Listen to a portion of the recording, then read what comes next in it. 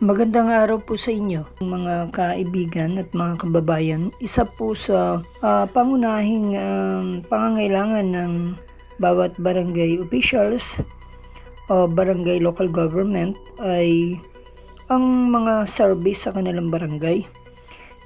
Sa mga panahon ng mga bagyo, mga aksidente, o mga pag-aasikaso ng kanilang mga pina-follow up ng mga proyekto at pagpunta-punta sa kabayanan at pagtulong sa kanilang mga mamamayan o pag-attend ng mga seminar ay ang pagkakaroon po ng mga service.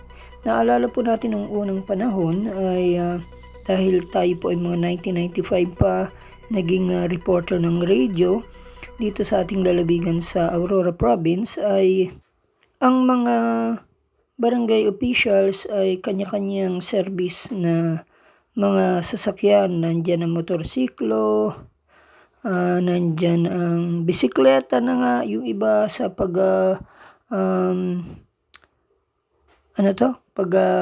roronda sa barangay, at meron ding yung mga tricycle. Nagbabudget sila magkaroon ng tricycle, ginagawa nilang parang jeep para service nila papunta ng bayan, lalo na po yung mga bandang kabundukan. So, kailangan ng mga service. Kaya't ang mga bawat bayan o ang mga barangay ay naghahangad na magkaroon ng matinong service. Kaya't noon naalala natin ng isang malayong barangay ng kabundukan ay sa bayan ng Maria Aurora ay bumili sila ng service na parang van o passenger van na sila nilang binadgetan, at may iba naman humihingi sa local government o sa mga munisipyo nila ng mga service para magagamit lang paro't parito. At sa iba pang gamit, utility vehicle kung tawagin ito. So, nakita natin itong service ng isang barangay sa Dipakula o Janed. Ito'y may kalayuan din at mula sa bayan dahil ito ay malapit sa bundok. Nakasulat dito, rescue service ng Barangay Janed. At si Kagawad Nestor Cunanan, siya ring nagsisilbing driver nito.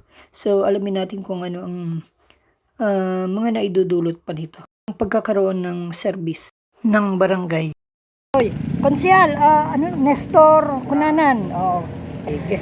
So, regarding ito, may rescue po pala kayong gantong sasakyan. So, malaking tulong po ba ito sa inyo? Malaking tulong yan, lalo na sa mga residente roon, sa mga nagkakasakit, paghatid sa ospital. Pag may biglang emergency, ito na rin ginagamit? Yung mga banggaan.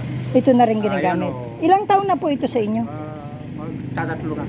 Okay. Galing ito sa pondo ng? Pondo ng bayan ng Dipakula yan, bigay na. Okay, binigay. Yan. Gawa niya yan, nasikaso niya para lahat ng barangay ng Dipakula meron tigi-tigisang ganyan. Okay. Yung iba, utility vehicle, hindi ganyan rescue. Ganyan na. Lahat rescue. Yung pangalan na yun, saka yung logo. Nakita. Yan yung kanilang utility vehicle. Yung rescue service nila, vehicle. Tapos, ito lang may iba. Mainam din kung tayo ay barangay officials ay mayroon tayong service na ganito para bigla ang mahuhugot at lagi lamang ikondisyon at lagyan ng gasolina para sa pangailangan ng bayan. At hindi na tayo hiram ng hiram, may sariling gamit na. Kung may budget ang barangay, pwedeng maghulugan sila sa mga kumpanya ng mga sasakyan, or pwedeng humiling sa mga sa ating pamahalaan, sa iba't ibang mga tanggapan sa Kongreso o di kaya sa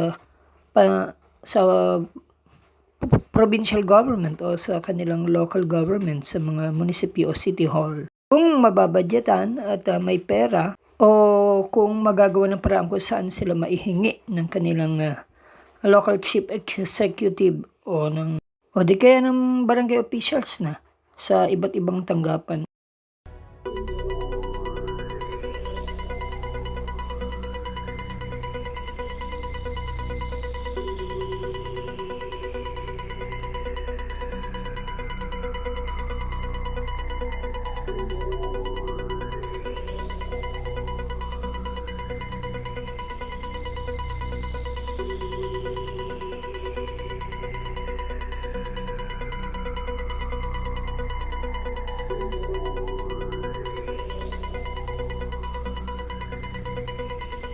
Para sa NSK News ng NSK TV Channel, Narciso Co. Reporting.